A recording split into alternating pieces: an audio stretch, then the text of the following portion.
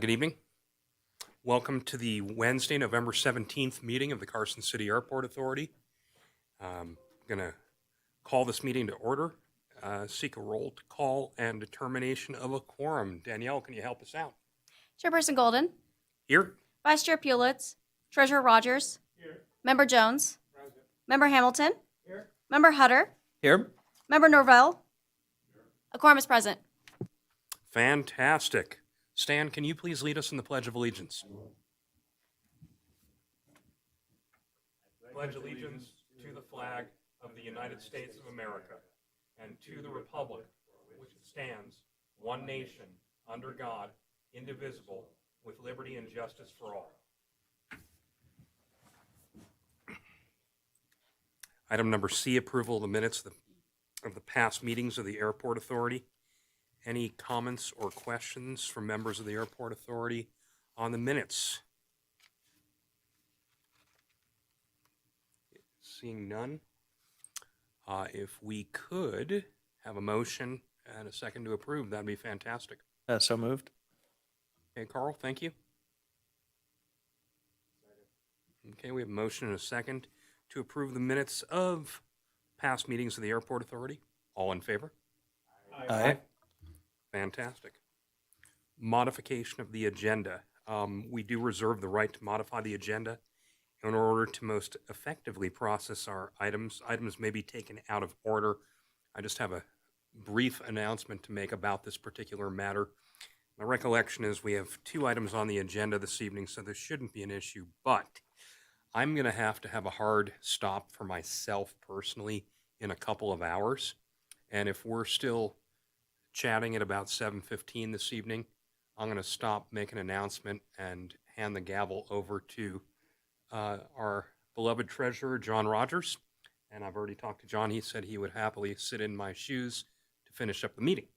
So, on that note, public comment. Any members of the public who care to address the Airport Authority may speak on agendized and non-agendized matters related to the airport. I don't see any members of the public present. I didn't receive any public comment in writing. Corey, have you received any public comment? Okay. In that case, we do not have any public comment this evening. We'll move on to item number 1. I had requested that our manager place this on the agenda for adoption, and that would be the approval of the airport snow removal plan. You may recall earlier in the year, we had just one snow event, and it created quite a bit of chaos on the airport. We don't want to go down that road again. We're in November. It's inevitable. It's going to snow. We know it's going to snow. We know we're going to have snow on the airfield.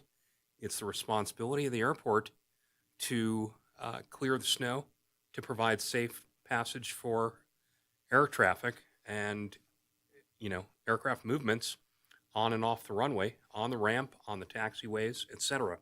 So a snow removal plan was developed to improve snow removal on the airport, and the plan details and conditions that trigger snow removal operations, vehicle requirements, etc.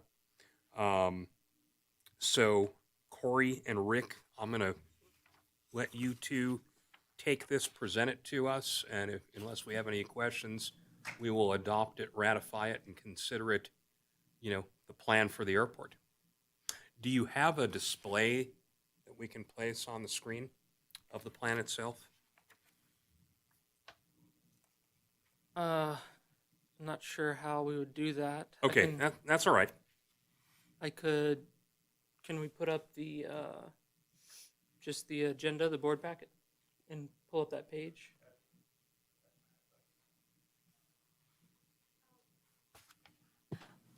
What I can do is I can bring out the laptop, but that might take some time, unless you guys would like me to do that.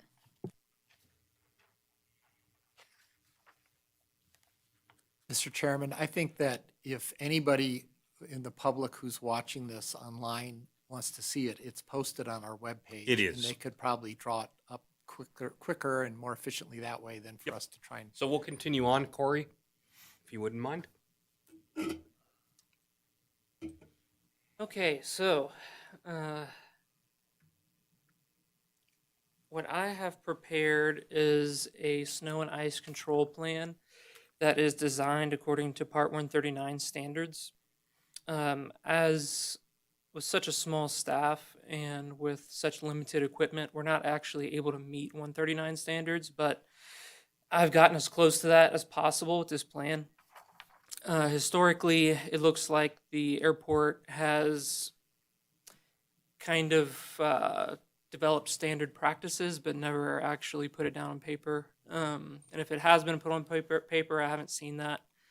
Now, last year, Ken Moen and Rick Lee did get together post snow season and come up with a pretty good idea of what went wrong and what could be improved.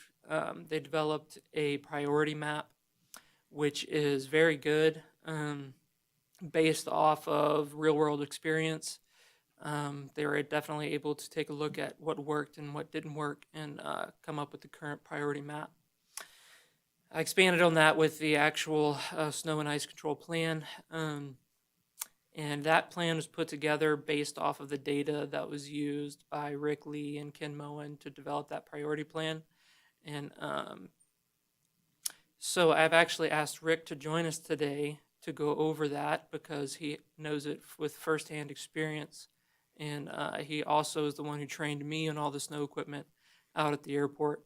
And I'm going to defer to him to actually go over the details of the plan. Go ahead, Rick.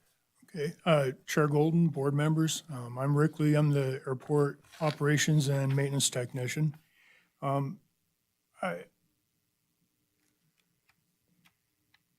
would prefer to not read through the plan word for word. I would prefer rather if you have any particular questions or comments or suggestions regarding the plan, I'd be happy to entertain and answer anything you may have. I do, but I'd like to let, there's two in particular that I have, but I'd like to see if any other members of the airport authority would like to address anything first. Okay, let me address chapter 4, I believe, snow clearing. I'm sorry, not chapter 4. It had to do with where you're clearing, and that may have been chapter 3. Clearing priorities, yep. Page 8, 3.3. Couple of things here.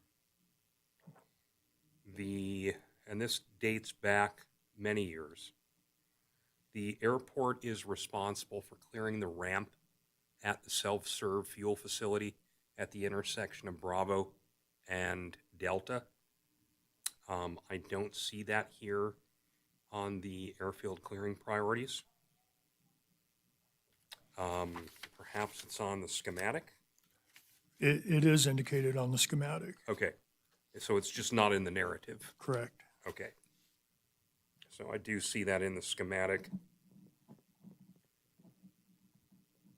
And interestingly enough, and this was probably an oversight, but not in the schematic and not in the narrative, the west ramp is a public ramp. It is airport property. It is owned by the airport, leased back to different parties, and also provides access to the runway environment. So I would expect that the airport would be clearing snow from the west ramp. Okay. Yeah, so for example, if ClickBond needed to get one of their aircraft out, the way this plan is today, that wouldn't be happening. If someone from Shade Tree needed to get an aircraft out, same thing. Correct. Yeah, so Okay. that is a public ramp. So just as the south ramp is a public ramp, so is the west ramp. Okay. I think we can add that area in as it shows right now. there's this kind of a path down the center of that west ramp leading out to Taxiway Charlie, but Yeah, I see your point there. Yeah, all of that's public. There's a greater area that needs Yeah, access and also there. the airport has tie downs in there also. Correct.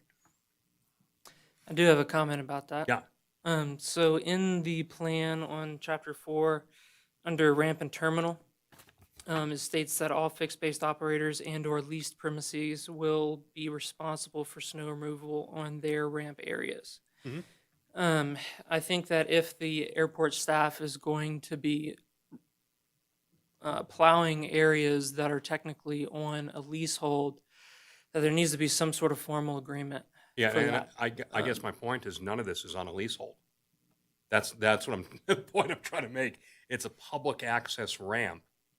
That whole ramp, Counselor Takis could address this probably better than I. But for example, we have a ramp area in front of our buildings, just like Quick Bond does in front of their hangar, okay, and Shade Tree does in front of their hangar, and Gonai Aviation does in front of their hangar. But that actual ramp itself, the asphalt area out there, belongs to the airport.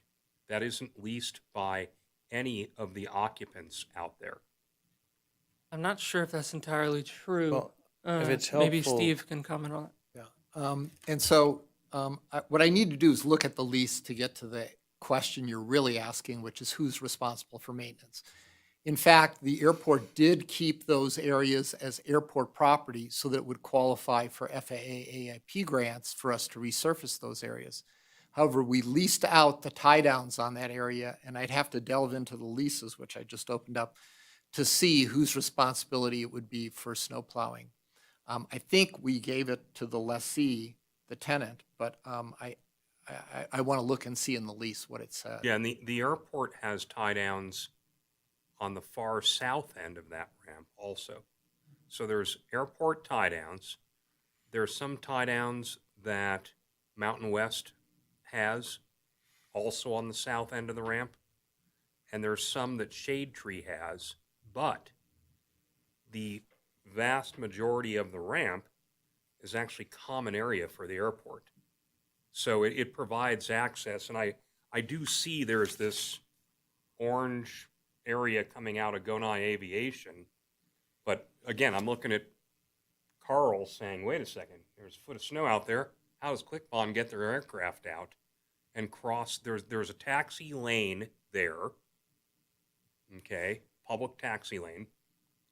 How does Carl get his aircraft out to Charlie? Well, and Mr. Chairman, I mean, at the risk of seizing defeat from the jaws of victory, I will add to the narrative that I do know that at the time we acquired 2205 Arrowhead from Gonzalez, that there was an easement that was granted by El Aero to Tom Gonzalez that we reinstituted with Mountain West, with yourselves, that has something to do with ensuring access across your leasehold. Now, where that is and where that isn't and how it relates to this, I'm not sure. Yeah, and you do have access across our leasehold, but our leasehold is not the ramp. You know where you taxi, where the yellow line is. That's, and you may have seen that we Right. resurfaced that. Yes, thank you. Yeah. So I guess my point being, Corey, is that ramp is largely airport common area. So we have to prioritize that as we would the south ramp. The taxi lanes are covered in this plan. So the common use taxi lanes that are not on another leasehold, like a good example of this is the hangar space in the middle of the triangle there. How you see there is a taxi lane that goes from Delta to Bravo. And that is not on any leasehold, actually. It's just an access taxi lane. And that is covered here. But I think, like Steve said, in order to determine if that entire ramp area could be classified as common use area, we need to take a closer look at those lease agreements. And, I would recommend you do. and I don't think we can make a decision on that today until we Yeah, dig into that a little bit more. I'm just letting you know there's 4 or 5 leaseholds out there, and they all cross common area to exit and access the runway environment. That common area is that ramp. So the actual areas that are leased on that ramp are at the far south end.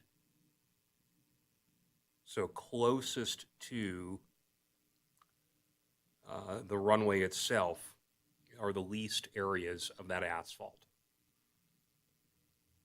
And also another thing is, Rick, you can probably comment on this, is how much plowing can you actually do on a tie down? That's a challenge. Yeah, that is a challenge because of the tie Chains. downs, the chains that are there. And once you get a certain accumulation of snow, it can vary depending on consistency, but those chains will get hidden. Oh yeah, And it's really difficult to Yeah, see you where can't- they you- are. So you have a hazard there of damaging snow equipment or damaging breaking the chains loose. And then you have a FOD concern as well with that. So yeah, we don't want that. My point being is that ramp, do your research. That's a large common area access for Sure. everybody who's on the west end of the airport. And we do have a taxi lane marked through there to be plowed on this map here. And just like on the south ramp, the entire ramp isn't covered for snowplow coverage. It's only the taxi lanes around the tie downs that are actually highlighted on that map. I think that the map does actually reflect a similar coverage as it is on the south ramp and the west ramp. Because plowing tie downs themselves is not really something that's possible. It's just those taxi lanes around them. And we do have that. We do have that on both the west ramp and the south ramp.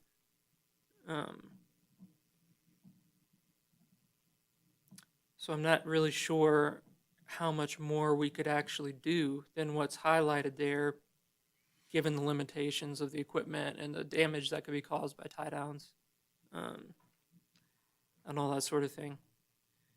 But I will definitely do some research on those lease agreements and see if we can include anything more than what's on there. Well, it's entirely up to you. I'm just letting you know that there are multiple tenants there and that ramp is common area.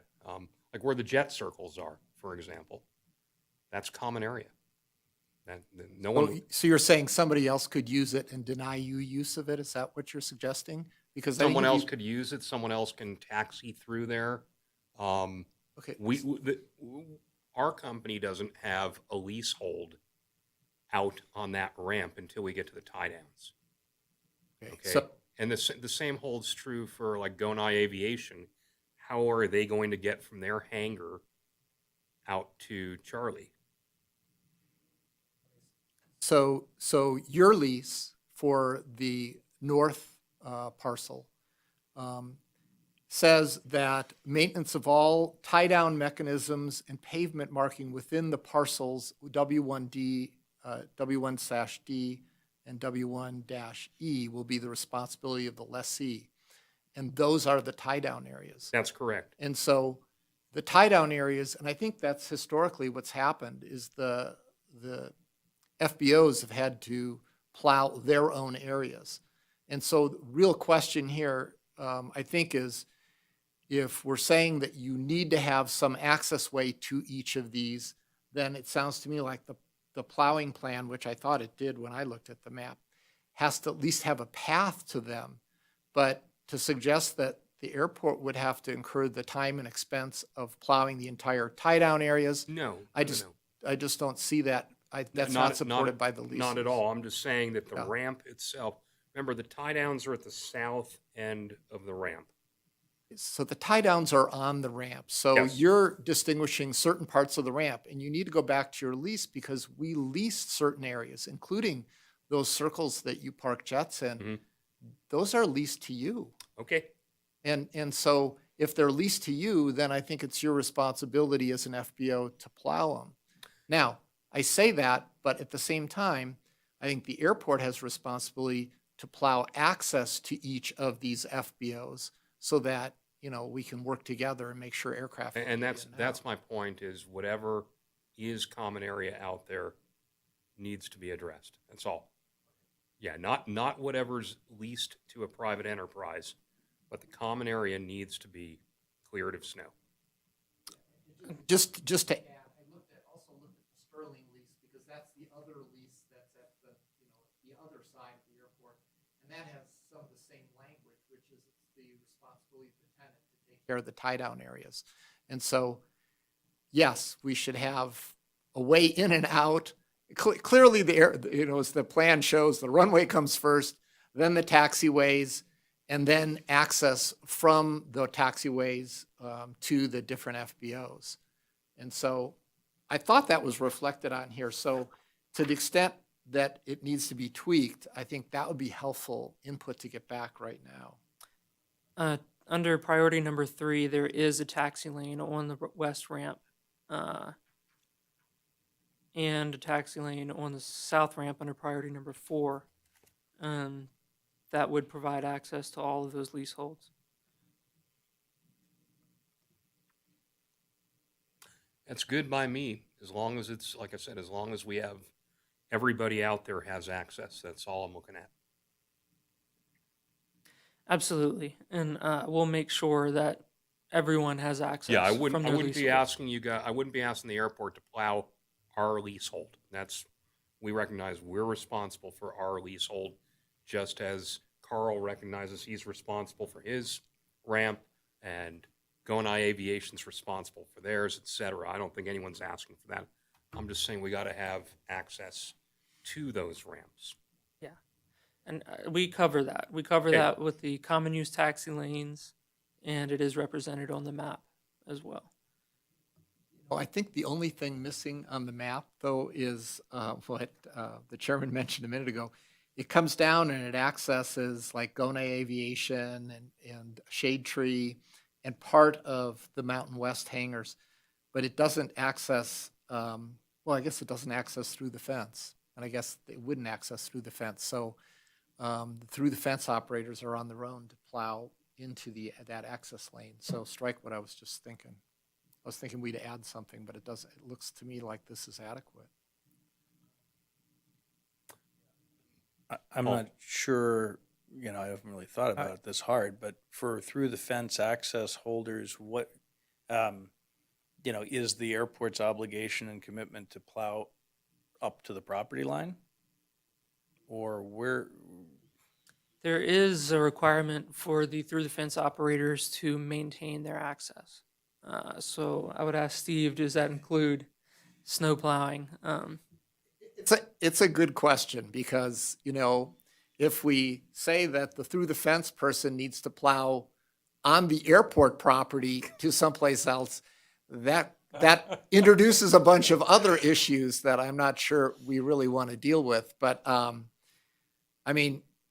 here, really, we have two through the fence operators, and the other one, the airplane never seems to move out of the hangar. So I think the way you resolve this is you add access, you add at least plowing to that through the fence access point on the north side.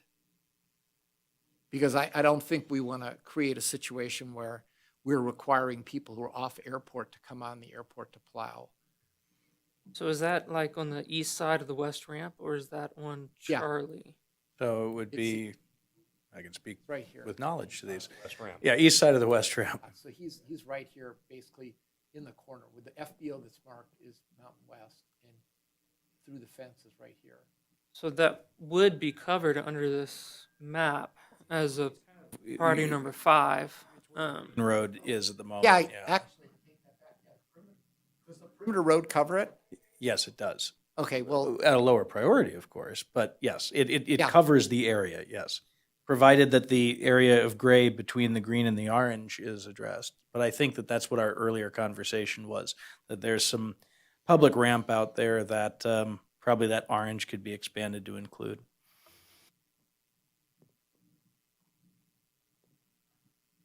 Paul?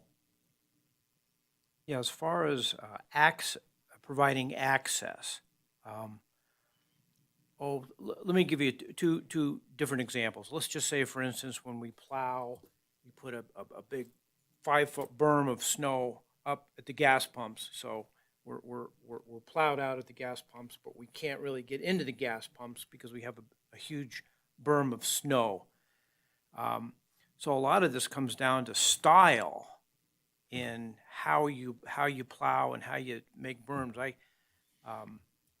You can have access, but then there's that big berm there that is difficult for people to get through. So is there any way we can include any language that would, because you can push the snow away from things, or you can plow the snow and create huge berms. And the berms can be, for us people who shovel, to get our aircraft out could be a real hassle. And I'm sure it would be the same in some of the other places. So could we include some kind of language to try and get style or access to aircraft that is and taxiways to minimize berms?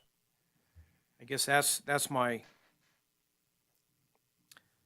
thing that I noticed is the most difficult to deal with when we come out in the snow and we got these big berms, and then we spend most of our time shoveling through berms. And I've noticed some people are pretty good at pushing the snow away and pushing it in other parts where the aircraft can't quite,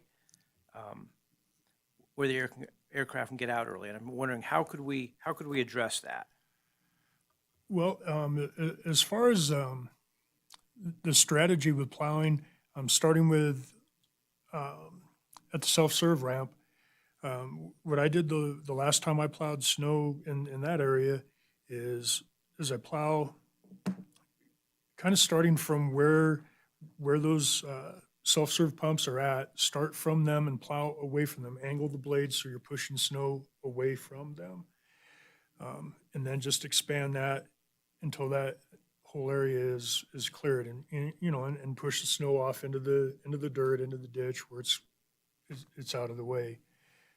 That's the easiest way to deal with that. Now, there are limitations with either plow we might use over there as far as how close you can get to those pumps and where the protection ballards are and those kind of things. So, we're not going to be able to get right up close. We get as close as we can safely, within a foot or so. But again, angling the snow away from there so you don't get these accumulations like you were talking about, 2-3 feet thick or better.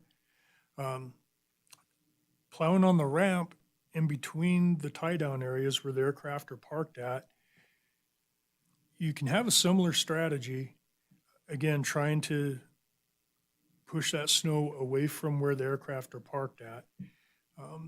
With the equipment we currently have, depending on how deep the snow is that you're working with, we can do that with some success, but again, we got to have a place to put it. And the way the current plows we have are designed, you're going to have some spillover of snow come off of those, and we can push it away from the aircraft, and then on the next pass, try to push it forward off to an end or an area where it's out of the way of the aircraft. But there's not a real 100% solution to have absolutely zero berm there. I would say we'll make every effort we can, to be cognizant of that and not bury people's aircraft or leave berms that are just not realistic to try to travel over. But, it's with the equipment we currently have, we don't have a really good solution for that. I know it's a matter of style and what you can do, and Sure. but I'm just kind of emphasizing that we all want access and room to get out as easy as possible. So if whatever we could do to do the best we can to do that, because I guess we have a pusher plow, right? Well, yes, what we have, our two primary pieces of snow equipment, we have, it's a 10-wheel auto car dump truck. It's an old NDOT highway plow. It's 11-foot wide blade, and it really, due to its size and I guess you'd say, a lack of turning radius. It's best suited for the longer, straighter areas on the runways and the taxiways and all that. It does a great job for those areas. And then we have a 9-foot wide plow that goes on our flatbed truck. And again, it's a straight blade. It can be angled left or right to give some control over where you're pushing the snow as you travel. So that's currently what we have. We are expecting, it looks like now it's going to be probably mid-January, we're going to be getting a snow blade to put on the front of our tractor. It's a 10-foot wide box plow. So it's again, a snow blade, but it has extensions off of the ends of the blade that kind of help capture and contain the snow as you're moving it. And that would be ideal for these ramp areas, because then you can kind of capture that snow, push it, and you're not leaving behind the berms and all that. Again, you have some limitations. If you have a lot of snow, it'll do that, but you're going to have to take a lot smaller bites as you go. Because, I mean, once that box area gets full, the snow is going to spill over and you're going to have the same problem, but it will help a great deal. Those are just my thoughts. Anything we can do to I think we minimize can add berms for language. access for all the areas? I think we can add language that specifically states that we will attempt to minimize berms that would impact aircraft access. We can add that in Chapter 4. And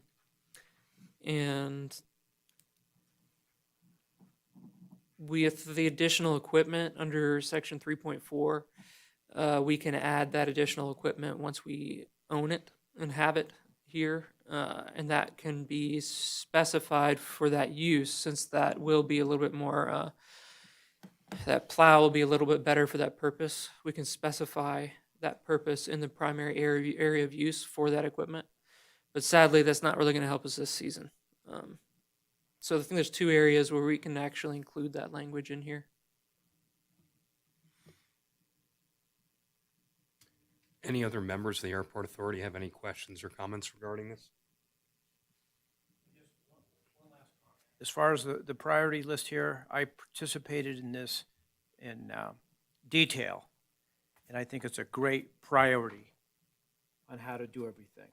So, especially the perimeter road, that was a high priority to start, and now it's the last priority, and that's good to see. Quite candidly, with the minor revisions that we discussed that need to be added to the narrative, maybe not the graphic, I would be comfortable having the Airport Authority adopt this and kick it back to staff for implementation, unless anyone feels otherwise.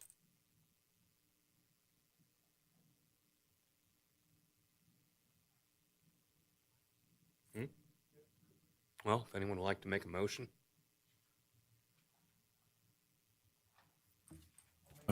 Go for it. I move to approve the snow and ice control plan as presented, with the note that Airport Manager Jenkins acknowledged around adding language to discuss minimization of berms and double checking around the full inclusion of all public ramp space in the plan.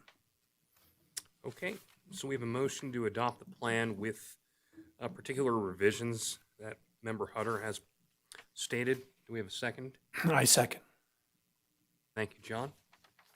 So we have a motion and a second to adopt the plan as submitted with revisions and clarification as to snow removal on common area ramps that may be in question, and language regarding minimization of berm creation.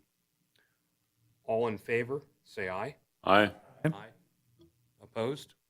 Okay, there we go. One quick question, Corey.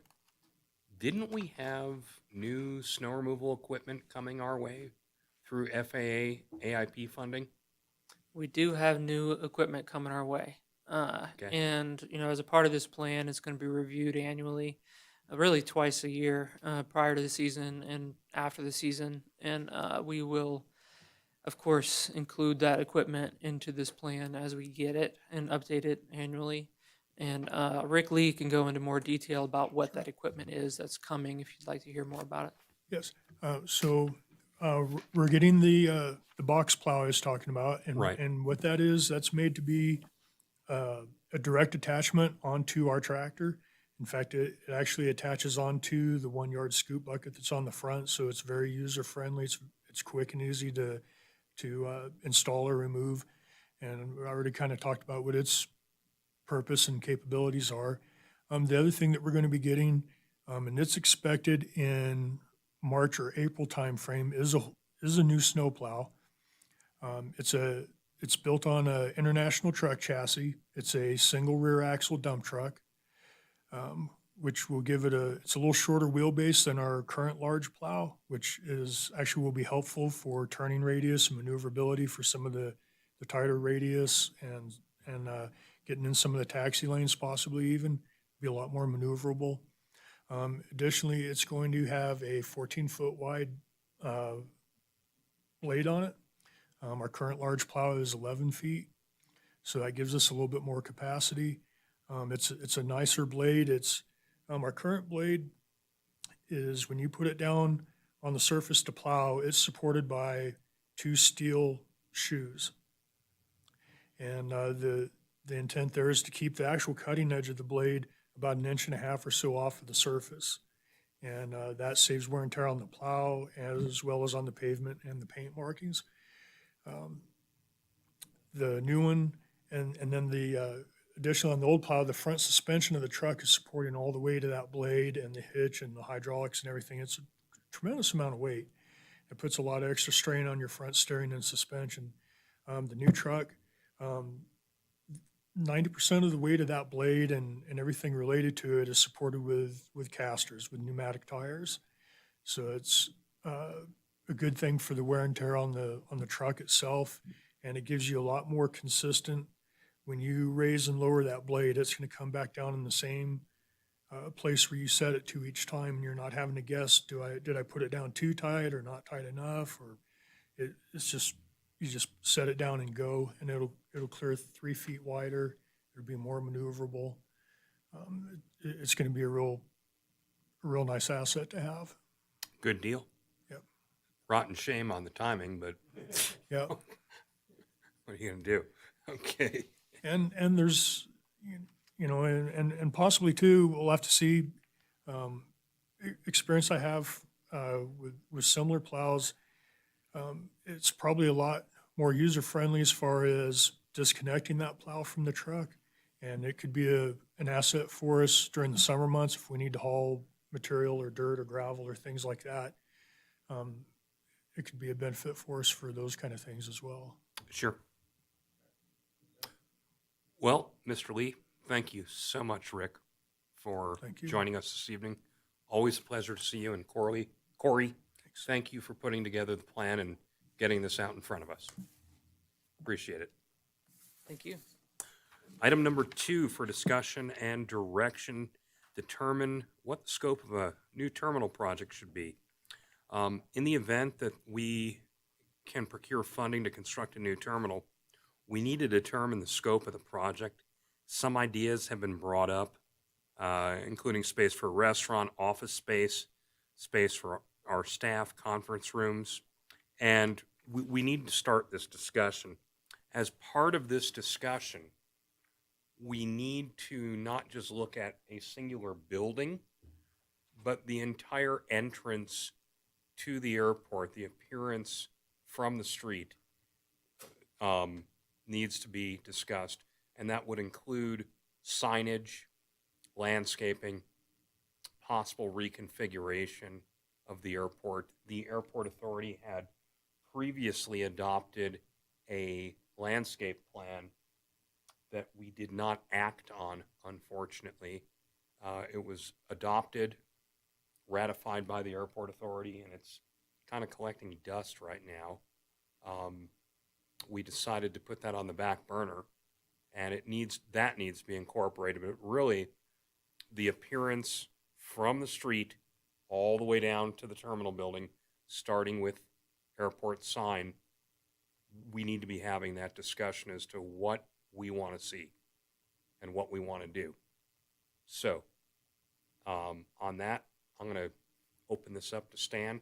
I know he has some comments about this. Well, I think we're talking about doing this incrementally. We're talking about a sign that can be one phase, and the entranceway is another, and the landscaping is another, all leading towards building a terminal down the road. Is that's the plan? Is that concept? I would think that it could be done incrementally. Well, It if we depends wait- if what we it depends what we get in the way of funding. Well, if we wait, we could be waiting another 5-6 years, right? Good point. So, if we have the money, I would suggest we do some of these things now. Very good point. That's You run into issues with that, with funding, such as with FAA grants, you have to spend your funds in the year that they're approved to be spent in. So I'm not sure what our sources of funding would be for this project, but depending on what those sources of funding are, it may be better to do it all at once, so that, like, if the state funds a portion of it, they may give us a grant for the terminal, and then we include within that scope the signage and the landscaping. We would have to do it all as a part of that project. They wouldn't necessarily give us 3 or 4 different grants, and there would be time frame limitations and that sort of thing. Yeah, Corey, do you think that the FAA would fund a new entrance to the airport from the street, or airport signage out on the street, or our landscaping leading up to the terminal? That's hard to say. I'm not sure. I do know that we can use entitlement funds for this, and that's up to $600,000 that we can use. But there are pros and cons to that, such as a con is we can't use entitlement fundings for anything else for a 4-year period. That would be one con of that. And I don't know what they would include as an approved portion of that terminal. I don't know that. Okay.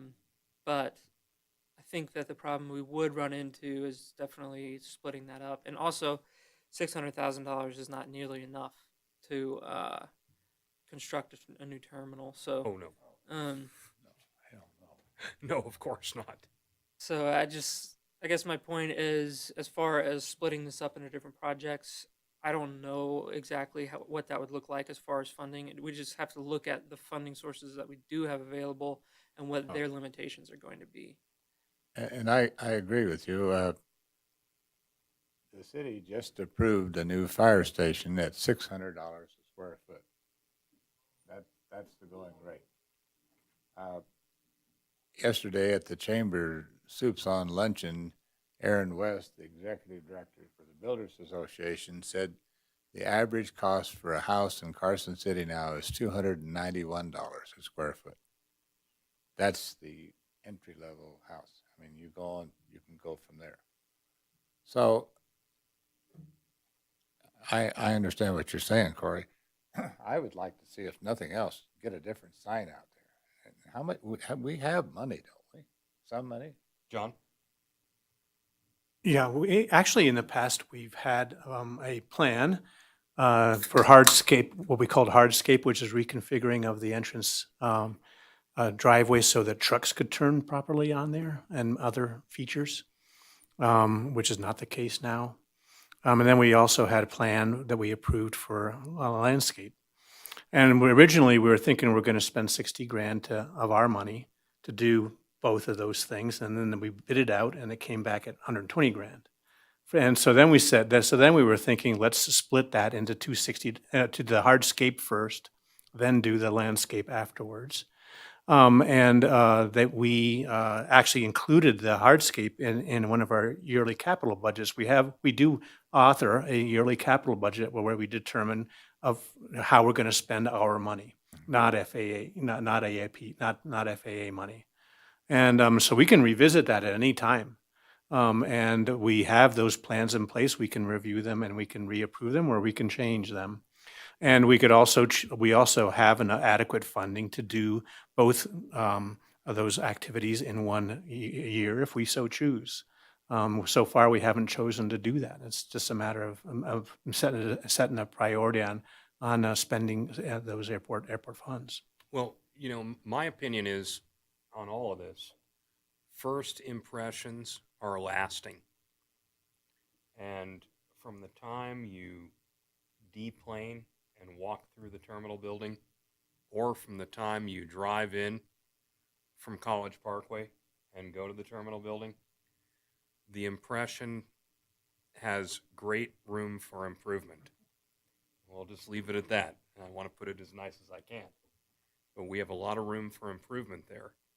And would not be opposed to doing what we can do as soon as possible, as opposed to waiting for a more grandiose project. However, on the concept of reconfiguring the hardscape and landscaping, that could be an issue if we put the cart in front of the horse with the terminal building, because perhaps the terminal building footprint would move or be reconfigured in some way. But in the way of a terminal building, I guess the discussion we need to have is, all things considered, what do we want out of a building? Because that building has long since gone beyond its useful life.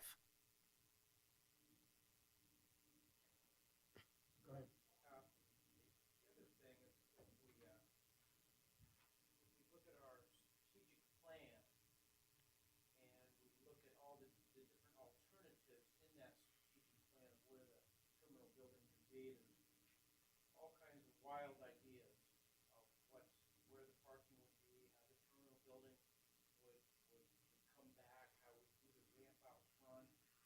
So I think one of the things we really need to do is kind of, and I can see here, proposed airfield pavement, of which I think is on someone else's lease. There's a whole lot of what we need to do as far as looking at maybe what footprint do we want to start, or can we start with this? What footprint, and what can we do, and what should we go for? And obviously, that's going to determine where the terminal building is, as well as the entrance up to the terminal building. So before we start ripping out trees in the front here, I think we need to really get a good access of an accurate account of what we can do and where we might go, with this Yeah, we are also with this project. we are also somewhat bounded to an extent with gates on each side of the building. We just replaced one on the east side of the building, and the one on the west side of the building, the exit gate, if you will, to the parking lot, is brand new. So we could go wider east to west, but that would mean reconfiguring our gate access too. So that creates a little bit of a problem, but certainly nothing insurmountable. Those gates can be moved. The equipment can be reused. Mhm. Of course, it would be a major project, but Yeah, it would drive the cost up dramatically, the is my terminal. point. Yeah, Carl? Yeah, so I think in the spirit of what Paul was mentioning around, and where is this terminal? A lot of this, where it is, the questions that are in here around what it is, what types of space and facilities and amenities, leasable space, et cetera, it needs to have and wants to have, actually has to be thought about in the context of, and what else is there on the airport by way of our FBO providers. Because in a lot of cases, you go to an airport in any town, and there's a couple of things that are similar and a couple of things that are different. Oftentimes you see a nice terminal facility that's been put up by the county, the city, the airport authority, whatever it may be. And there's a couple pieces. One, it's oftentimes, in the ones I'm thinking of, the only facility going on at the airport at all. So it's the one place where you can go to the bathroom. If they're nice enough, you get a cup of coffee, maybe use a meeting room, whatever the case may be. There's also another little detail that is important here is oftentimes that's also where you're buying your fuel, which is the revenue source, of course, for building that terminal in a lot of cases. Okay, well now in this case, we're not selling fuel as the airport authority, so we're already under our understanding that we fund this a different way. But in terms of what needs to and wants to be in that building, I think it does have to be thought of in the context of what is likely also to be there by way of our FBO tenants on both the north and south sides, and what is the intended audience? So who's coming to this terminal building as opposed to going to one of our FBOs? I think that's kind of where I'm going with this. All right, because if most of the people are going to one of the FBOs for a variety of reasons, they've got even nicer stuff. They're the ones I need to see to get my fuel anyway. That's where my rental car is, whatever it may be.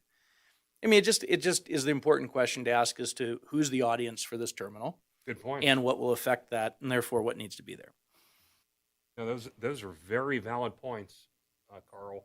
You know, you're right. When you go to an airport, there's different models out there, and each one, no two are alike. You go to San Carlos, for example. I'm sure you've been in there. You certainly don't get fuel inside the terminal building. They do have a little restaurant, and they got a couple of little restrooms. That's pretty much all they have, and that's one busy airport. And there's no And a real pilot shop, right? What's that? Still, and a pilot Oh shop. yeah, the that's pilot still there. shop A is good still one. there. But that's there is no FBO there for all intents and purposes. So each one is different, if you will. You go to North Las Vegas, boy, they got a terminal. Yeah, they sell the fuel too at the airport, but most of what's going on in that terminal has nothing to do with that. Most of it is businesses and offices and public access. It's really the only access point. I think your point's well taken. We have multiple access points for patrons to access the airport. So now who's really coming through the terminal building? John?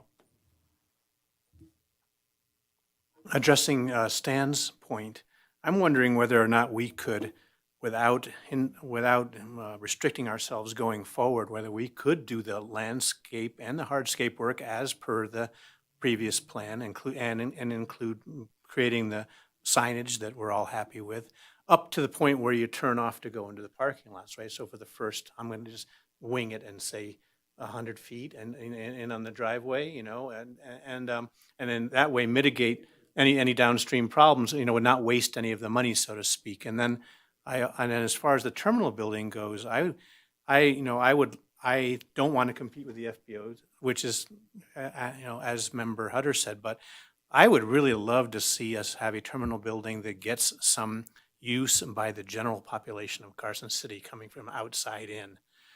Something, a lot of, an upstairs space with a lot of glass where you could go and have a drink and a meal.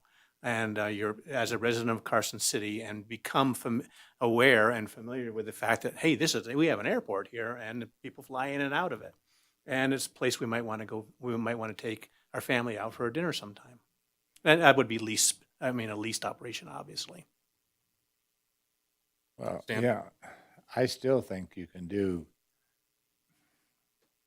30 feet on either side of your entryway, and you only have to go 10 or 15 feet and make it a little more attractive and have a sign there. You're saying from the street forward. Yeah, just from the street in. I'm not I saying, agree I with don't, you. I'm not even considering the driveway and all that. I just read Catherine Mastos today announced she gave $9.3 million to Carson City for our Highway 50 project. That's huge. There's money out there, and what you're doing is going to, someday, we're going to reap that, I think, because I don't think Carson City is going to be asking for that kind of money every year. So there's other sources. John, do we have, I thought we had previously discussed also, correct me if I'm wrong, replacing our signage out front? I don't recall that as being a focus, what we were trying to do. I don't remember it being a part of the hardscape and landscape plan, so I think it might be unplowed ground Okay, at this point in time. fair enough. Yep. Back to the terminal building, can we get from each member, while we're here trying to make our time productive? Maybe we can start with Harlow and move down to our right, each one of us. Get one idea of what you want to see if we were to build a new terminal building and you had a magic wand and could do whatever you wanted. Harlow, what would that one thing be? Well, as you know, there's been a lot of discussion over the years about what we could do with the terminal and what we could do with the entrance to the airport.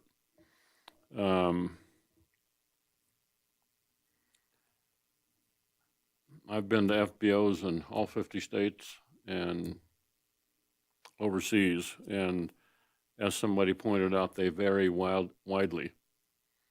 I think for us, if we're not going to have, or we do not anticipate having some type of FBO function associated with the terminal, then that would guide our planning perhaps, as opposed to if we did. And I'm not saying we should do, one or the other. If we're not going to, configure the inside for a fuel desk, perhaps a waiting area, a pilot's lounge. If we decide we don't want to do that, then we could probably simplify it. But I think it would be important to have the airport manager's office in that building, because it is the center of the airport. Location. That parcel that that building sat on in the past was 60 by 100. And it was part of the old Tiffany Promotions lease, for some of you who remember that. That was split out when Sterling Air leased their property. I think a small building that has restroom facilities, that has some executive offices, so we have a presence there. I think that's important. And a pleasing sort of waiting area would be adequate, along with the landscaping. I do agree that we need to do something about that. It's difficult for a larger vehicle who turns into the front of the airport to try to negotiate those curves to get to the gate. So I think we should definitely do something about that. I don't know that we really need an elaborate building.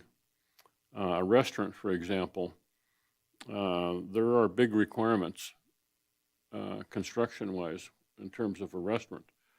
There has to be ventilation. There's got to be a hood system for where the stoves go. There has to be a fire suppression system. It has to meet certain code requirements. It would really drive up the cost. In past years, we also looked at trying to attract a restaurant with some name recognition. And when we went through that process, we found that the bigger restaurant chains, for example, when they look at a city like Carson City, they break it down into zones from highly attractive to less attractive. So if you called, zone A would be the most attractive, where you could expect most of the business to come from, would be all the way down Main Street and perhaps some other areas. At the time, out here on what's now College Parkway, did not fit with what they felt they would have to invest and to get a return on investment. So then that would leave us with somebody local, and that is highly problematic. And we've had all kinds of things in that building out there. I'm not sure it's, from a cost-benefit standpoint, I'm not sure it's something that we should look at, but and I don't think the building has to be elaborate. I think it can be modest to a degree, as long as it is aesthetically pleasing and comfortable inside, where there's access to the executive offices and we have a presence there. You look at that building instead, I don't know, has anybody looked at that? Oh, yeah. You know, it's a pretty nice building. Yeah, it's pretty empty too. So I don't think we would have to have anything hugely elaborate. And I'm not sure I would support configuring the building for a restaurant based on past history. And the unlikely event that we could attract, you know, a major chain restaurant to make the investment there. I don't think that they see, you know, the business climate as being attractive, you know, out there at the airport.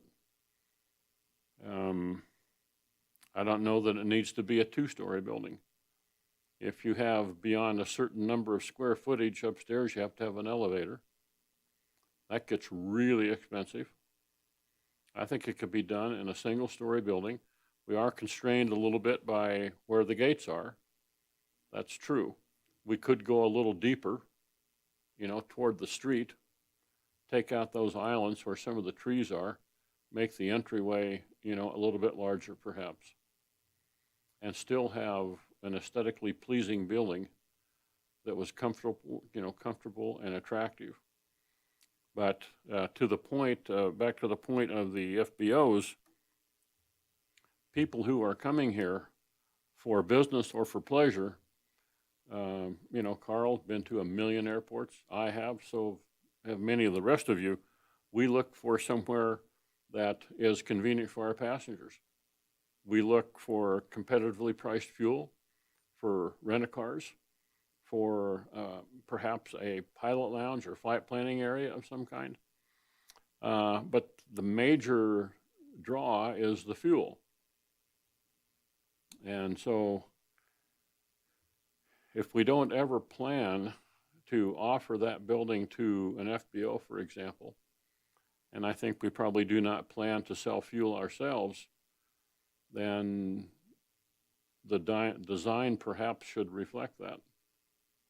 And we could be more modest in our approach and still build, you know, a pleasing facility. But people are not going to come there, generally speaking, who have passengers. Business type aircraft are going to be looking for an FBO, you know, where there's FBO services, where there's fuel and rent-a-cars. And so, I mean, I think we could scale back our vision a little bit, perhaps, save some money and still have a nice facility and redesign the landscaping and make the airport more inviting and attractive. That's my. Well, I'll go on record as saying I certainly love and have always loved the vision of the restaurant and lounge in that space that has a deck to see the mountains and the airplanes and the whole thing. I also concur with Harlow both in, you know, the analysis and the reminder of what we've looked into before, that for a national chain restaurant, it probably doesn't fit their profile. And so, you know, it would likely be a local operator if there was somebody in there. And, you know, there are a lot of arguments that are out of scope for tonight about, you know, why it would be. I mean, there is a catchment from the office activity and the industrial park activity and so forth and so on. But the question I think that Harlow really gets at is that for us to make the investment in to get into speculative restaurant property development, even if we did structure it so that a lot of the build out costs were, you know, when the tenant came to do TI, it really does beg the question of whether that's the best type of thing for us to get involved with, or whether that's the kind of thing that we would love to see somebody from the private sector do on a piece of airport land that was leased maybe in proximity to that terminal. So it leaves me very much in line with, you know, Harlow's ideas about something much more modest and meeting the moment of who's going through there and why. I think absolutely executive office for for our team. Um, I think that having obviously bathrooms and a waiting area is important, and maybe we have a nice array of a couple vending machines in there for the person who's passing through. Clean, warm, and inviting and friendly, but not particularly all that elaborate. Um, maybe the other thing I might think of is there an element that we would want to include, as our current terminal does in a humble way, which is something that reflects. And I think the Stead Terminal building does this in a little bit more of a grand way, which is some space that could be community purpose, educational around aviation, something in that mission. Now, I don't know if, how far you'd want to take that, but maybe something that just kind of does ground this as a place where one would say, I'm coming here to learn about and get exposed to aviation. So just, that doesn't have to be things elaborate, more maybe space to hang models and pictures and so forth. The next step beyond that, just to maybe leave one more option is, all this drives complexity and cost is there merit to having any other leasable space in this facility for a small aviation enterprise of some sort, or maybe non-aviation specific use, but any leasable space to other parties?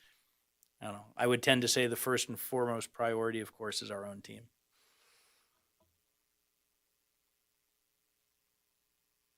I think that both members who have already spoken make a compelling case. And I think that their case, however, is a viewpoint that's driven strictly from the inside the airport looking out, right? I mean, so what they're talking about is how do we serve the flying community in the best possible way and at an appropriate cost? I think those thoughts are very valid.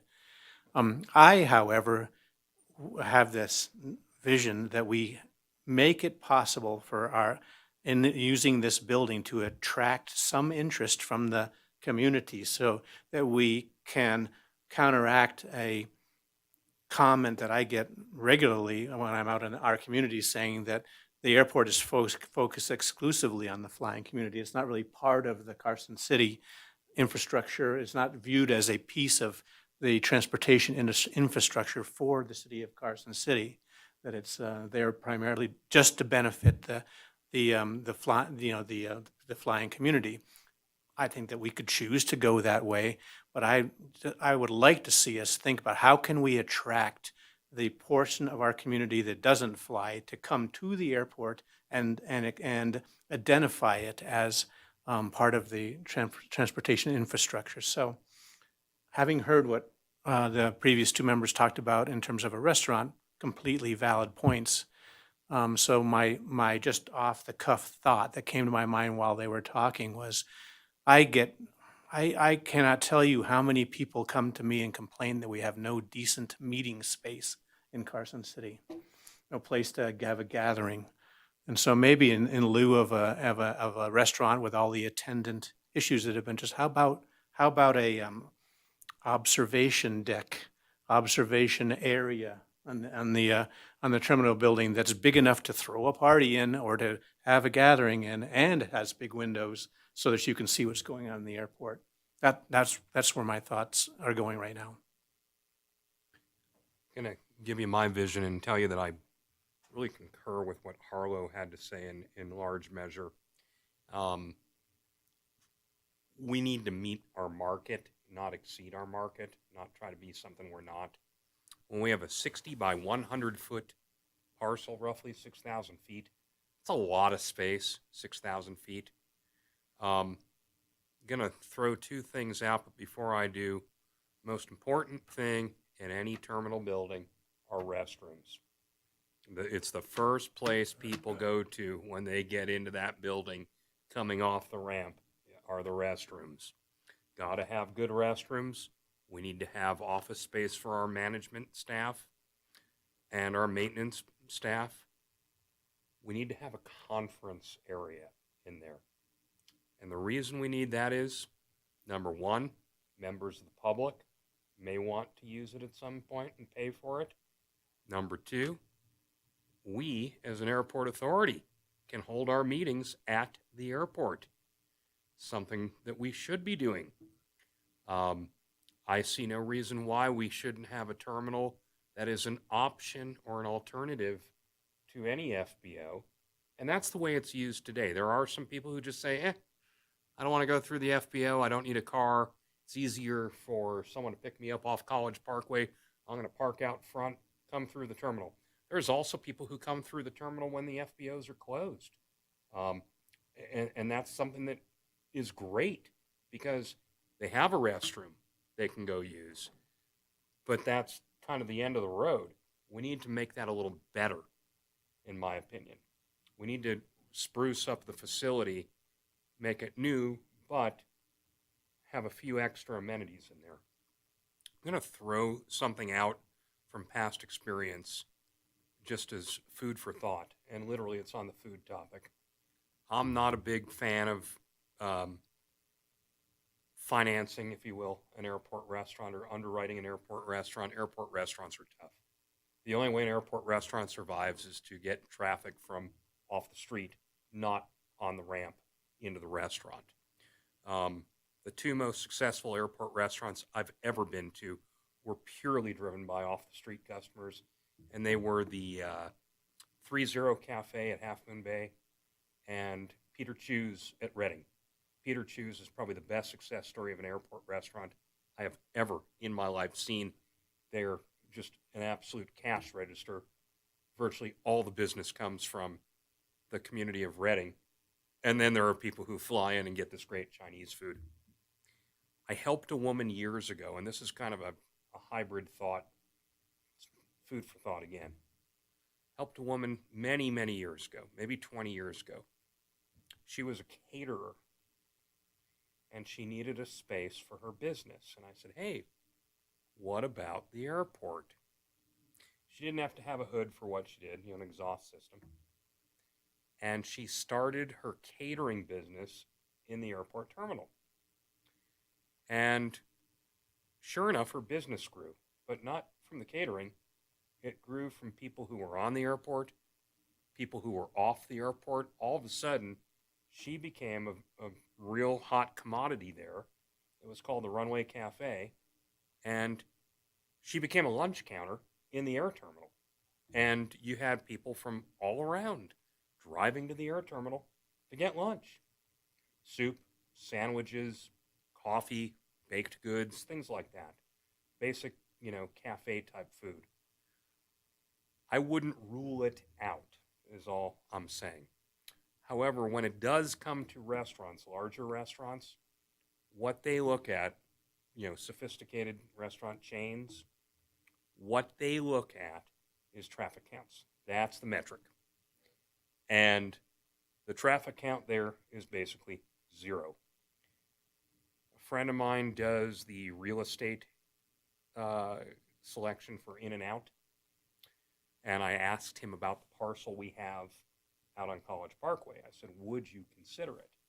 He says, let me look at the traffic counts. So he incurred the expense of getting the traffic counts. He says, no way. It just doesn't work. He says, if we were down towards Walmart, it might make some sense, but he says, we're at the south end of town. I said, your location at the south end of town sucks.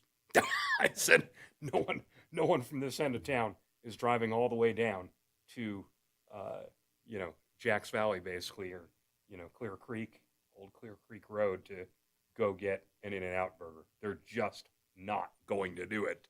And I said, your traffic counts may be great there, but it's deceiving because your location's way up on the hill. The traffic's way below you. They don't even see you there. So the bottom line, though, is they look at traffic counts.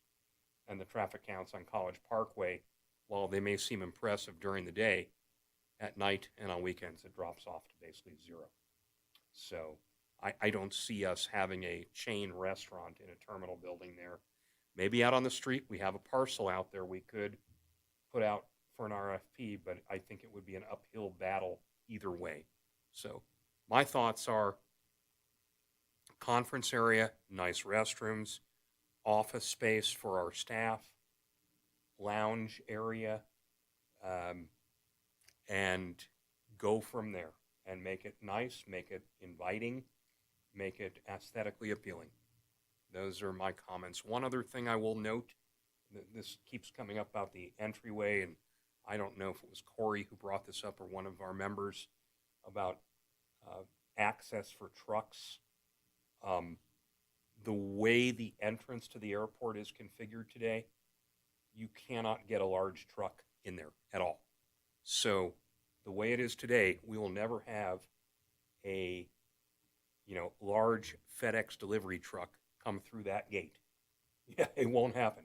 We'll never have a FBO receiving fuel on the south ramp. You cannot get a fuel truck through there. Pretty much a UPS box truck is about as big as you can get through there. And we know from experience that you cannot get a large tanker truck through that gate because we had a driver who thought that was the entrance to the airport to deliver fuel many years ago. And he didn't make it to the gate. So he got stuck. Bad. Are you talking coming off the airport? Coming off of College Parkway, College Park? you So can't what get if you move the fence in and build a turn lane in? Well, it would be more than just that. We'd have to reconfigure. It's the turn. It's the inbound and outbound turns to Yeah, the gates. Okay. That's a large truck, a large vehicle doesn't have the radius to make those turns. It's just impossible physically. So, anyhow, Stan, what are your thoughts on a terminal building? What would you like to see? Well, I agree with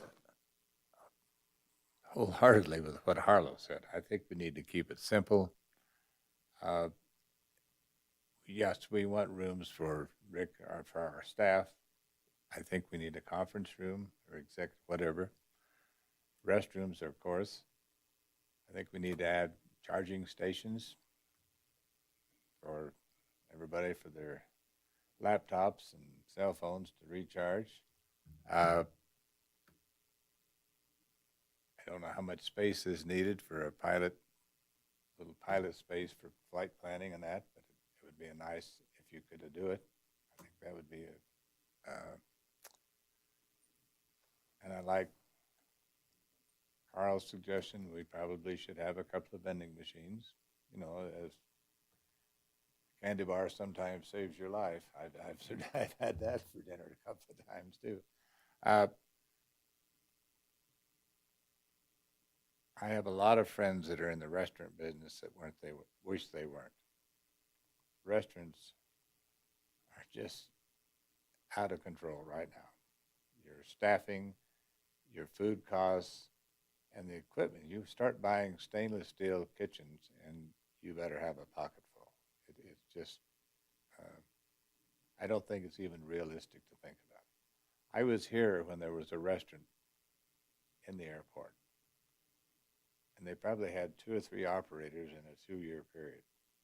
They did okay on lunches, maybe, but nothing in the evening. There was just no appetite for evening. So that's my thoughts. Paul, can you weigh in? Let us know what's your wish list. Well, I think I agree with a lot of people here. Good restrooms, conference room, offices that are great for our airport presence. But as far as a restaurant, I'm going to take a little bit different approach on this. I know I've already been outvoted with it here, but where do I fly to? I go to Minden to the restaurant. I go to Auburn to the restaurant. As an example, in Minden, people come in from out of town to go to that restaurant, and almost my unique aircraft is sitting out front there. I can't get out of that restaurant without talking to all those people in the community about what they are, what they're doing, and they say, I always wanted to learn how to fly, and geez, well, why don't you do it, before you can't anymore, and on and on and on. And as far as getting together a community, that's where it happens.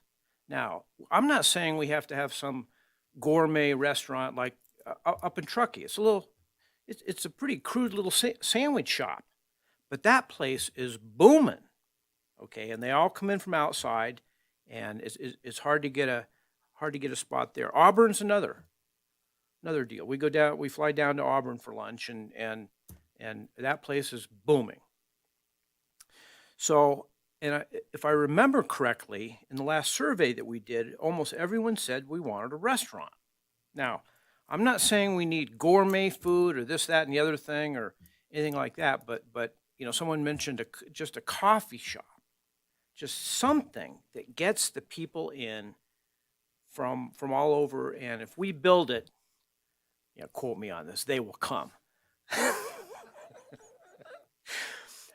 But what if we started this process out with our restrooms or conference room, and maybe we started off with an observation deck, a big area up above where we had glass, where people could sit and watch the aircraft, where it could be a community.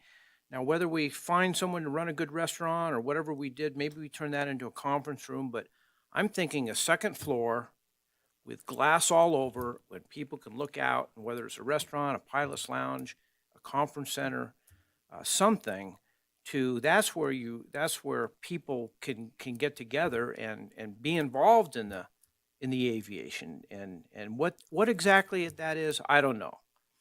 But I do think we need something to based on our last customer survey, everyone wants a restaurant, okay? And obviously, that's not an easy business. So that's what I'm thinking for the second floor. And those are my thoughts in some form or fashion. I don't know exactly what, but a lot of times these restaurants try and go overboard with gourmet food and this, that, and the other thing. Hey, keep it simple. Those are my thoughts. Thank you. I like a contrarian voice. Quick comment to you, Paul, just a retort, if you will. I got to agree with Carlo 110%. When you go to 2 levels, or maybe it was Carl who stated, I forget which one, but second story, you might as well just double the cost of the building or damn close. Great thing to have if it's there to build it new and meet ADA compliance and fire code. Oh my goodness. And the minute you go above, I think 6,000 feet is the number, maybe 5. The minute you go above one of those numbers on total floor area, you have to have full fire suppression. So that's something else to consider. If 6,000 feet is our footprint, there's some money savings to go at $49.95 as opposed to 6. Huge money savings. Mr. Chairman, more than 750 feet, you have to have an elevator. We're trying to build a building at College Parkway and what is that, Challenger Circle? Sure. That piece of vacant property right there. And we found out that more than 750 square feet, you have to have an elevator. On a second level, you mean? Yes. Yeah. Right. Yeah. Paul, I will also tell you that lunch counter you're referring to that's just booming, it was my friend who started that, and she doesn't own it anymore, but she started it about 20 years ago as a catering business, and that's all that place is. It's a catering business that is turned into that lunch counter, and that's kind of what I was thinking of is if we could get someone who's willing to do it, and the airport doesn't have to spend too much on it, why not? Right. Yeah, we just have to attract that business. We're not in that business. We can provide that space, but we're not in that line of work. Yeah, we need to lease that to somebody who will go attract that business. Right. Steve, take us. Do you want to weigh in? Do you have any comments as a pilot and tenant on the airport? Well, I've been taking notes and I've got everybody's ideas right down here on this list. If the question is what would we like to have if we could just have whatever we wanted, then I haven't heard anybody object to having a restaurant. I understand the monetary and all the practical aspects, but we tried to attract Outback Steakhouse, no interest at all. And I think it was exactly for the reasons that you gave, Michael, which were, it just doesn't meet their demographics, the marketing demographics that they need. But in terms of a building, I think all of these ideas here, an observation area, meeting room, airport offices, restrooms, can't read the next one, a lounge area, charging stations for cell phones and laptops, a flight planning area, decent vending machines, and the restaurant are all good ideas. The restaurant, I think, it's the most complicated one. And I don't really think the airport wants to get into operating a restaurant. I too was here when there was a restaurant in the terminal building, and it was Hagel's originally. And then on certain nights, they would have a band play there. And of course, I was a young single guy at the time, and this was a cool place to come because you came in, there was a band playing there, you had all this glass, and you had all these cool airplanes out there. They were mostly Cessna 150s, but to non-pilot at the time, this was really cool stuff. And so I understand the attraction of that, but you got to get somebody else to foot the bill. You don't want to be in that business. The other restaurant that does very well is the restaurant in Camarillo. There's always a waiting line to get into that restaurant. It's right on the field. People fly into there to have lunch, but they also draw from the neighboring community. They have a reputation that pulls it in. But in terms of being practical, single story is much more practical than two-story. I think that, the purpose of this item on the agenda was to give Corey some feedback so that he's got an idea of what he should be looking at. And so my only additional thought is maybe someone other than me, someone up, one of you guys who gets to vote on this stuff, can give him from that list a priority or some kind of direction as to where he should be going with it. That's my only thought. I was going to wrap up with that direction. And if I speak out of place, please, any of my good associates here weigh in. But I think here's the direction I think we need to go in. I'm sure, Corey, you've taken some good notes as to what this governing body would like to see in a terminal building. Functionality, modesty, practicality. We want it to be practical, and we want it to meet the market. And I concur with Paul that was a big deal coming out of the survey was we want a restaurant. Do we want a restaurant in the terminal building? If someone came to us, maybe. But if not, no. I don't think that's a priority to replace that building. I think it's a foregone conclusion. The building needs to be replaced, period. So we've given you some guidance. My suggestion to you is twofold. Number one, get with Chris Knox, our engineer. Let him know that we'd like to get the process going to replace the terminal building. And he will tell you that there isn't AIP funding available for terminal buildings. To the contrary, we came to learn that the terminal building at Stead was funded with AIP grant funding. So, my recommendation is, again, unless anyone has a better recommendation, my recommendation is that we get this discussion process going with our airport engineer so that this becomes a viable project on our list of projects that we present to the FAA for funding. That's my direction, if everyone concurs with that. John? I do concur, and based on that, I think we ought to immediately resurrect the front area hardscape and landscape proposal that we already approved a year ago and fund it using Okay. our funds and proceed and start to and bring it before the group, bring it before this group to decide whether we want to Okay. commit some funds to it. Let me, I was going to go into this under report from airport authority members or agenda items for next regular meeting, but that's going to be an agenda item. I'll kind of lay out the outline. That's going to be one. Airport sign replacement is going to be on that agenda. We're going to replace that airport sign out front, period. That's not even a negotiable matter. It has to happen. But yeah, we approved that plan. It's been approved. And I don't remember why we said we didn't want to go out to bid on it, but we just didn't. I think it was because Corey wasn't here, actually, was the reason. We went out to bid. We got bids. Did we get bids? Yeah, yeah, and we deferred to spend the money because we were concerned about finances and spending Okay, money in a well, COVID year. Yeah.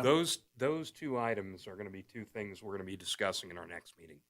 But so you have some direction from us collectively, and if you need clarification, we can discuss it over the phone tomorrow or via email. But I think we can, summarize this for you, and let's get going with our engineer, get them on board, and let's get this into the system with the FAA. If you don't ask, you don't receive.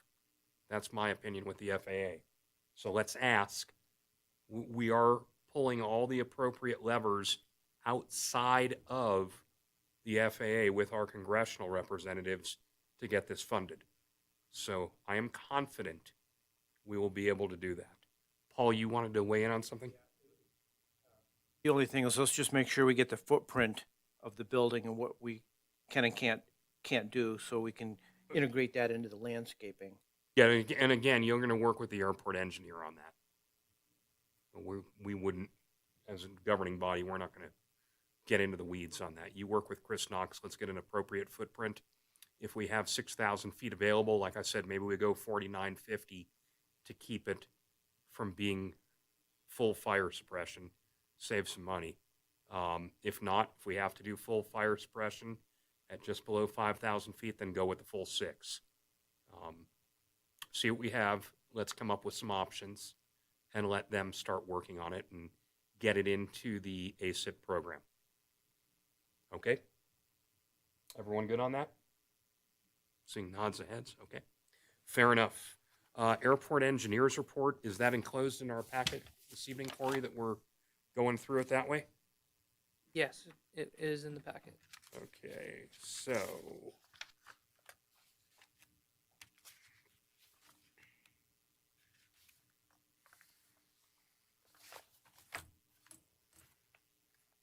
it looks like our pavement maintenance project is near completion.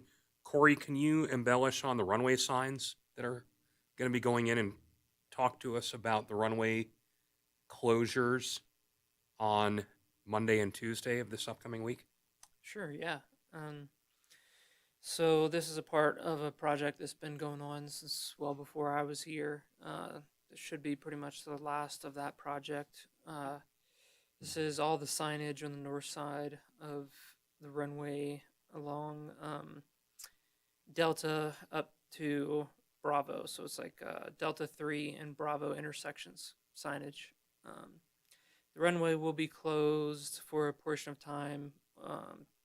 I don't have the exact schedule for that closure. I just know it'll be sometime during Monday and Tuesday. And hopefully we'll get better clarification on that soon, so I can let everybody know and get those NOTAMs issued for the exact time frames. Okay, I'm going to push back on this a little bit because I get the calls of complaints on these runway closures. You got to get with the contractor tomorrow. You got to get firm times. You got to publish those NOTAMs tomorrow. And you've got to let us know tomorrow the exact times. And you have to not let us know when I say the airport authority. You've got to let the tenants know. I know NDOT in particular is very sensitive to this when we have runway closures for maintenance. So you got to get with Scott, let Scott know that the runway is going to be closed at these particular times for those sign installations. We can't wait until the 11th hour, Monday morning, basically, to shut down the runway. We got to give people advance notice. I have already spoken to Scott about the Okay, runway good. closure, Good. and I have determined what the maximum time frame can potentially be, and I've also made sure that his flights are not going to be interrupted by that. Awesome. I have reached out to the contractor to get a more precise schedule, and it's just not available yet. Okay.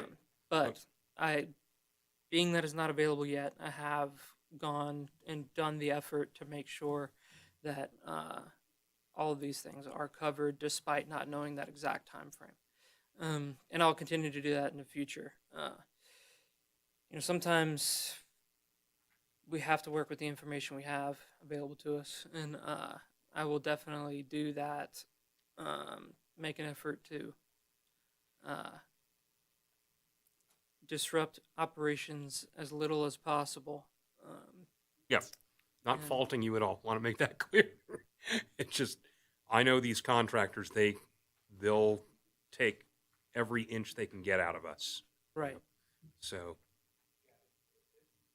We were gonna, if we had any choice at all, it'd be better to perhaps start the runway closures a little bit later so aircraft can get out that morning, and maybe try and open it an hour before dark so aircraft can get back in. That would be, even if it took 2 days to do it, that would be a much better in and out for any of our patrons trying to get in and out of the airport.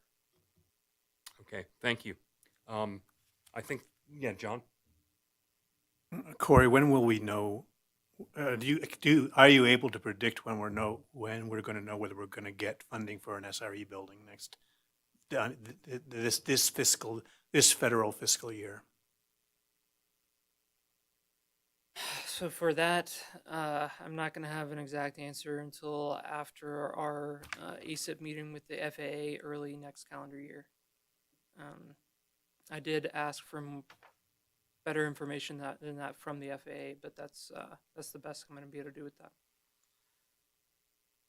Okay. Yeah, Carl?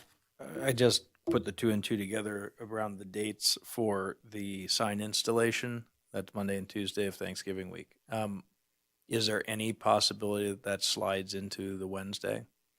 I mean, how do we protect against what's surely going to be big traffic to get out of town day or get into town day? It's a great question. So there shouldn't be any reason that runs over a day over. I could see maybe something happening an hour late. Maybe the team has to work late, but I don't see any major restrictions going over to an entire day. But as far as to address traffic, these types of operations, the airport is not going to be closed. The airport is not going to be closed for this type of an operation. Okay, at some previous point, I thought that there was a runway closure related to that. There may be a runway closure, but not an airport closure. So that's two different things. Okay, for practical purposes, an airport closure. I disagree. Okay, as the guy patrons- who's going to fly to Texas on Wednesday morning, an airport closure. Well, that person can actually get their plane to the fuel farm. They can fuel their plane. They can taxi it to the maintenance facility. And No, I certainly Like that appreciate, aircraft. Corey, I mean, I'm not disagreeing with you that an airport closure is not the same as a runway closure. But for people who are arriving and departing Carson City, this is something I just would like to call attention to because it sounds like we will not be able to have arrivals and departures during this period. And I'm just saying, use all measures over time, whatever it may be, to not let that slip because I think Wednesday is going to be a big travel day at this airport. That's all. so in addition to not closing the entire airport, I'll also be opening the runway as soon as possible, even with work in progress adjacent to the runway and with work in progress adjacent to Taxiway Delta, so that these aircraft will be able to prepare for their day, and they will be able to depart, even though there is construction actively on the airfield.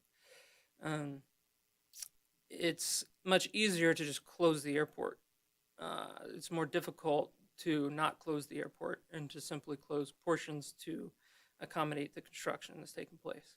And that's how I'll be handling it to make sure that traffic is able to operate as soon as feasible. That's great. Thank you very much. Okay. Any other questions or comments on the engineer's report? Seeing none, Corey, you want to give us your manager's report? Is Armstrong on the phone to give? Okay. All right, I will move forward with the. Yeah, I'm here. Nadine's here. Oh, okay. There she is.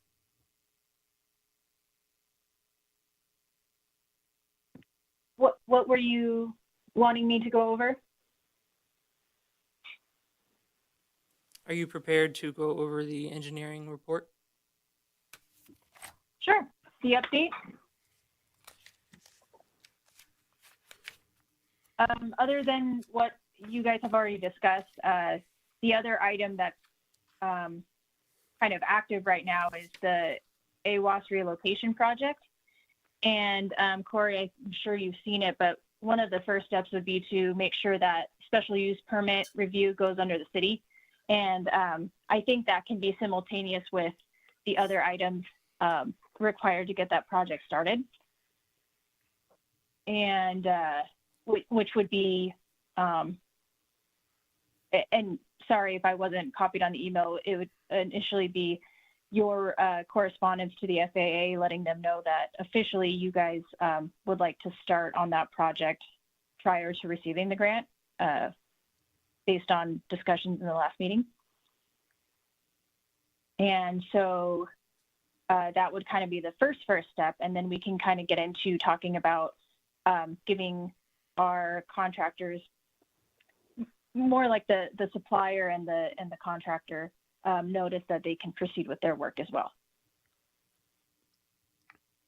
Just so you know, Nadine, And, I did send the FAA that request, and they didn't respond to it. Okay. I followed up with them today, and they said they will be getting us a written response soon. So I'll send that to you as soon Okay, as we get it. great. Okay, thank you. And then, yeah, you and I can further coordinate what we need to do for the equipment supplier and the contractor to start that work as well. And then the other item on the update here would be the approach lighting system project. Still in the works as far as the data being processed and analyzed into a report so that we can move forward with that project. Let's see. And then as far as all the other projects we kind of have going, you'll see in the dashboard, the chart really kind of where everything is at.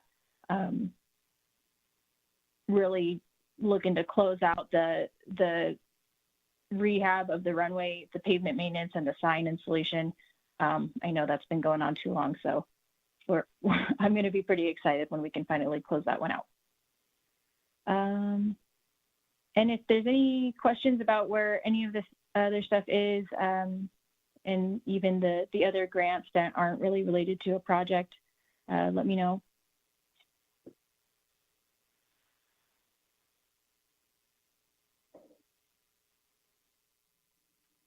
I don't have any questions. Thank you. Okay, Corey, airport manager's report. Okay, so airport manager's report. We had an increase in fuel sales over last month, but it's still about a little over 20% less than previous year, which is interesting. I kind of expected that to be about the same as last year because of the reduction of smoke, but COVID, of course, probably still has an impact. No, you know what it was? What's that? If you recall, at the end of October, we had one hell of a weather event. Yeah. That's we what had it like was. we had a very, very wet and stormy October. That's what it was. Yeah. So then we've got some good news about AIP funding. we were able to submit requests for reimbursement for AIP 39 and AIP 40. This is the Coronavirus Response and Relief Supplemental Appropriations Act and also the American Rescue Plan Act. So AIP 39, we were able to request the full amount available of $23,000, and AIP 40, we were able to request $28,624.89, leaving $30,375.11 remaining available in that grant. So we will be doing an additional request for reimbursement when we're able to. These funds are primarily for reimbursement of airport operation expenses, and that is salaries. And airport operations, we saw a big increase over last month, but again, lower than previous year. But we did have a total operations number of 2,635, and we have the charts of that data down below. That's all I've got today. Thanks, Corey. Appreciate it. Legal counsel report? Yeah, I just have one item I want to mention. It's an item that we'll put on the next agenda, which I believe will be the January meeting. When we did the survey to identify the property that was available to lease per the request from Carson Tower Executive, we found out there was a conflict on the survey between some of the parcels, and one in particular was the fuel island. And this, as much as I would like to blame the tenant for this, we really can't blame the tenant for this, because that fuel island was put there as part of a relocation under an FAA grant, and it was the airport engineer at the time who designed that, supervised its construction, arranged for its construction, and lo and behold, between the time that we identified the parcel and we did the construction, the two were off. And so one of the borders, instead of being essentially east-west, was angled in a direction, and so it's the bottom line is it's a little bit off, and we've been requiring the tenant to pay rent on an area that's a little bit bigger than what the tenant actually has. And so I've had those discussions with Mountain West, and what I will be coming back to you with in January is an amendment to their lease to sync up what's actually there with a legal description for that lease, and then the rest of that area can be made available for lease to Carson Tower Executive. And the other part of that, which Corey and I have discussed, but I think we're still working on, I know we're still working on it, is determining what amount of a little roadway access we should leave at the north end of this parcel. And the parcel I'm talking about is the parcel that's on the east side of Taxiway Bravo. And because we do have room between the Correo lease and our fence line for access way, or it appears to be that we have enough room for access way. So we would want that access way to be able to come out and then turn, and so we could utilize that access way, whether we use it for vehicles or for utilities or whatever. And so we'll work through that and figure out what that should be. And then at that point, we should have an identifiable piece of property. We should be able to identify the borders of the property that we can put out for lease. And we already have an appraisal on that area. There's still some concerns, I guess, being voiced by Carson Tower Executive about the appraisal, but we'll work through those. But the bottom line is, if there's really a problem with the appraisal, then we may have to go back and get it reappraised or do something else. I'm not sure any of us really want to throw additional delays into this. I think we'd like to keep it moving forward. But so far, the complaints that I've heard to me have absolutely no merit. But I'm not an appraiser, and so I don't profess to be one. But that's the one issue that we're still working on in that area. I don't have anything else to report from a legal standpoint. Thank you, Steve. John? You have P&L balance sheet, some comparisons in your board packet. through a bunch of effort put forth by our manager and our accountant, I think we finally have an accounting system in place for the AIP projects that makes the P&L accurately reflect only the costs that are either have been unreimbursed, or our contribution to AIP projects will be showing on the P&L. And I've been working at that for the longest time, and I'm very pleased that we seem to, we're there, and Corey and I will continue to monitor it and make sure that the P&L reflects mostly zero balances on our AIP funded projects. And so that's a change that I noticed. I don't know whether you all noticed it or not, but that's an accomplishment. We did see the preliminary report from our auditors, just came out yesterday. And so we'll be working through that. They are going to have some findings relative to control systems that we have in place, specifically around the AIP funding and our control of capital assets. I expect that we're going to have just some corrective actions to do in those areas.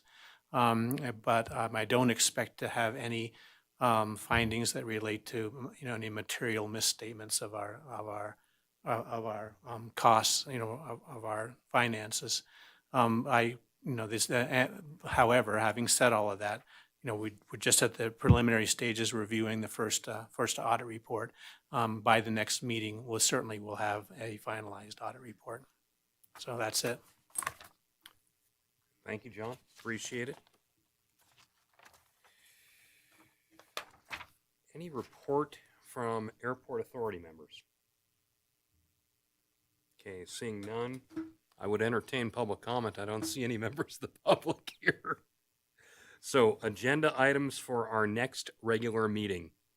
Councilor Takis brought one up, which will be a lease amendment to an existing lease on the airport. And as a principal of that leasehold, I will be recusing myself from the discussion, and our vice chair will manage that. And I'll be sitting over there, and you folks can hash it out and figure out what you want to do.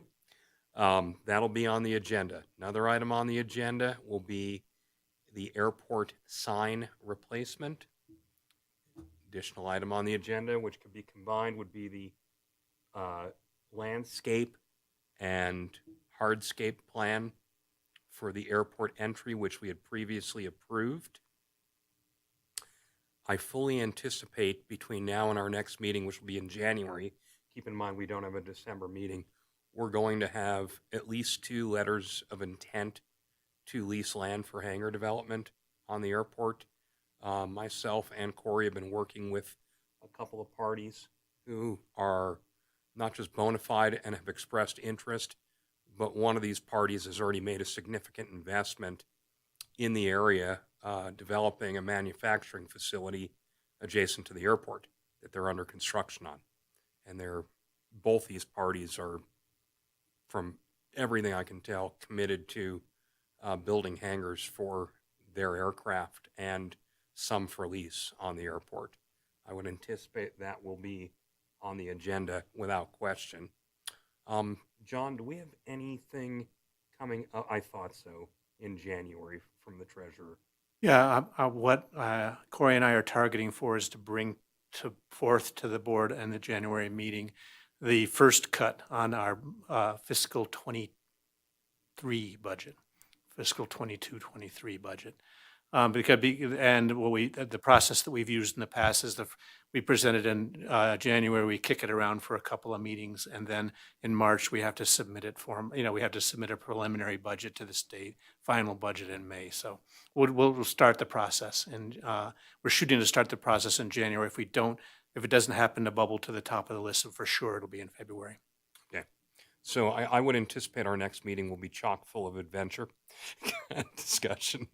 And again, we don't have a meeting in the month of December traditionally, and we're going to stick with that tradition, take the month off, and I'm going to wish each and every one of you a very happy holiday season, very Merry Christmas to you all, and hope that everybody has some great time spent with their family and loved ones this holiday season.